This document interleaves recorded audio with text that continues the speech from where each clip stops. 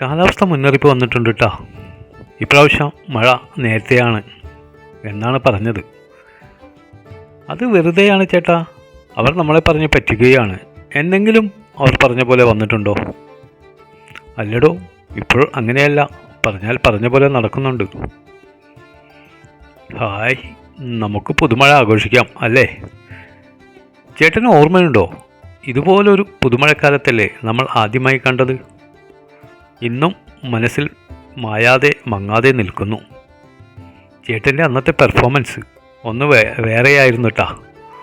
മുകളിലോട്ടുള്ള ചാട്ടവും വായുവിൽ കറങ്ങിയുള്ള വരവും വെള്ളത്തിൽ മുങ്ങാങ്കുഴിയിടുന്നതും എല്ലാം ഇന്നലെ കഴിഞ്ഞതുപോലെ. ഇപ്രാവശ്യം ചിത്രപ്പുഴയിലൂടെ ഒന്ന് കറങ്ങാൻ പോയാലോ? നല്ലതാണ്. നീ ഈ നിറവയറും വെച്ച് ഇത്ര ദൂരം നീന്തിപ്പോകുന്നത് എങ്ങനെ? ഒഴുക്കിന് എതിരെ വേണമല്ലോ യാത്ര.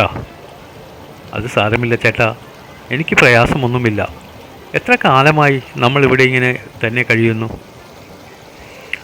വലിയ അപകടം പിടിച്ച ഒന്നാണ്, അതുകൊണ്ടാണ് പറഞ്ഞത്. സാരമില്ല ചേട്ടാ, കിഴക്കേക്കരക്കപ്പുറം പോയിട്ട് എത്ര നാളായി? ദൂരെ നിന്നെങ്കിലും അവരെ ഒന്ന് കാണാൻ കഴിഞ്ഞാൽ മതിയായിരുന്നു. ശരി ശരി, നമുക്ക് പോകാം. ചിന്ന ഭിന്നം മഴ പെയ്തു തുടങ്ങി. ഹായ് മഴ. ഇവനൊന്ന് മുകളിലോട്ട് ചാടി നോക്കിയാട്ടെ, കിഴക്കേക്കര കാണുന്നുണ്ടോ എന്ന്. ഇല്ല, നിറയെ പുൽപ്പകർപ്പാണ്, ഒന്നും കാണാൻ കഴിയുന്നില്ല. നമ്മുടെ ചെറുപ്പം ഓർത്തു പോവുകയാണ്. എന്ത് രസമായിരുന്നു അല്ലേ? മഴ എന്ന് പറഞ്ഞു കേട്ടാൽ വലിയ സന്തോഷമായിരുന്നു. ശരിയാണ് ചേട്ടാ, ഞങ്ങൾ കൂട്ടുകാരുമൊത്ത് ഓടി നടന്ന് കളിക്കും.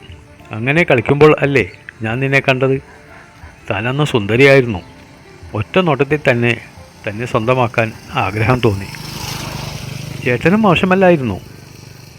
പിന്നീടുള്ള ദിവസങ്ങളിൽ ചേട്ടനെ കാണാൻ ഞങ്ങൾ പുറത്തിറങ്ങുന്നത്.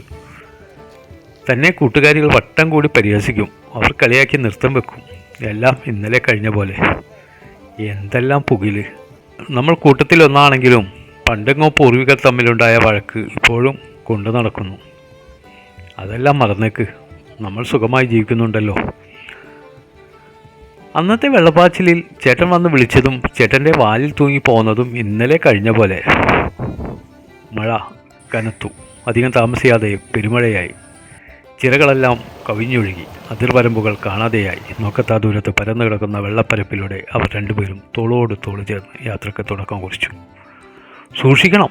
പുതുമഴ ആഘോഷിക്കുവാനും മഴ കാണുവാനതിനും ധാരാളം മനുഷ്യർ പുറത്തിറങ്ങും. പല വിധത്തിലുള്ള കെണികളും അവർ ഒരുക്കിയിട്ടുണ്ടാവും. നമ്മൾ അതിൽപ്പെട്ടാൽ ഒരു വിധത്തിലും രക്ഷപ്പെടാൻ പറ്റില്ല. എന്നോട് ചേർന്ന് തന്നെ ഉണ്ടാവണം എപ്പോഴും. എന്തെങ്കിലും കെണിയിൽപ്പെട്ടാൽ തന്നെ രക്ഷിക്കാൻ എനിക്ക് കഴിഞ്ഞെന്ന് വരില്ല. അവർ ഉല്ലസിച്ചു യാത്ര തുടർന്നു. മുങ്ങാങ്കുഴിയിട്ടും ഉയർന്നു പൊങ്ങിയുമുള്ള രസകരമായ യാത്ര. വിവിധ തരത്തിലുള്ള കെണികളിൽ നിന്ന് അവളെ രക്ഷിക്കാൻ അവൻ പാടുപെട്ടു. അങ്ങനെ കുറേ ദൂരം സഞ്ചരിച്ചു. പെട്ടെന്നാണ് മുന്നിൽ ഒരു തടസ്സം ശ്രദ്ധയിൽപ്പെട്ടത്. കണ്ണാടിച്ചില്ല് പോലെ എന്തോ ഒരു മാർഗതടസ്സം. ഒന്ന് ചിന്തിക്കുന്നതിനു മുമ്പ് തല ഒരു വലയത്തിനപ്പുറം കടന്നു.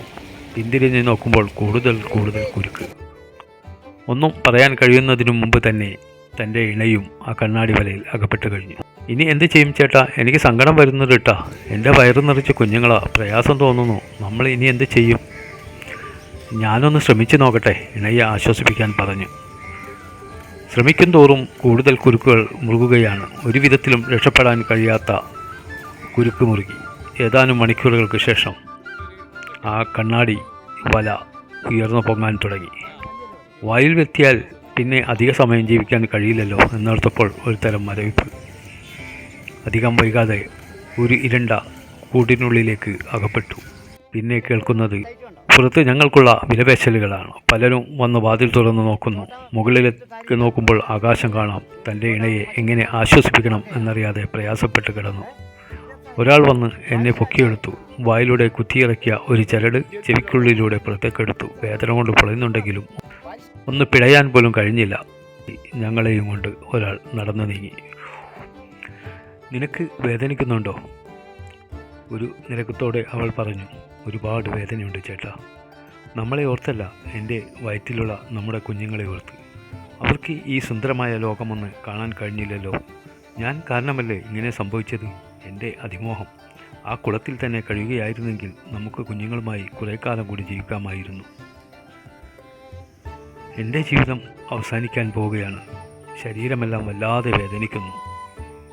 ജീവൻ ശരീരത്തിൽ നിന്ന് വിട്ടുപോകുന്ന വേദന. അയാൾ പറഞ്ഞു, ഇനിയും ഉണ്ടൊരു ജന്മമെങ്കിൽ എനിക്ക് നീ തുണയാവണം. എന്നെ തനിച്ചാക്കി യാത്ര അവസാനത്തെ വാക്കായിരുന്നു അത്. ഒരു ദിവസം കൂടി അവൾക്ക് ആയുസ് നീട്ടിക്കിട്ടി. കുഞ്ഞുങ്ങളെ ഇവിടെ ഉപേക്ഷിച്ച് പോകുവാൻ മനസ്സ് വന്നില്ല. അതോടെ നിറവയറോടുകൂടി അവളും പരലോകത്തേക്ക്, പിന്നെ കറിച്ചട്ടിയിലേക്ക്. ഏതൊരു പ്രവൃത്തി തുടങ്ങുന്നതിന് മുമ്പും പല ആവർത്തി ചിന്തിക്കുന്നത് വളരെ നല്ലതാണ്. വലിയ ആപത്തിൽ നിന്ന് രക്ഷ നേടാൻ അത് നിങ്ങളെ സഹായിക്കും. നാളെ പുതിയ വീഡിയോ ആയിട്ട് നമുക്ക് നേരിട്ട് കാണാം. അതുവരെ